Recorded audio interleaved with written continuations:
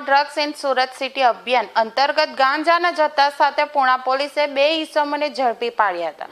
સુરતની પુણા પોલીસની ટીમ પેટ્રોલિંગમાં હતી। દરમિયાન બાતમી મળી હતી કે પુણા ગામ વલ્લભનગર સોસાયટીમાં અવધેશ રાજપૂત તથા દીપક રજત નામના ઈસમો ઘરમાં ગાંજાનું વેચાણ કરે છે, જેથી પોલીસે બાતમીના આધારે રેડ કરતા બંને ઈસમો ગાંજાનું વેચાણ કરતા પકડાઈ ગયા હતા। પોલીસે 0.811 કિલોગ્રામ ગાંજા સાથે બંનેની ધરપકડ કરી હતી।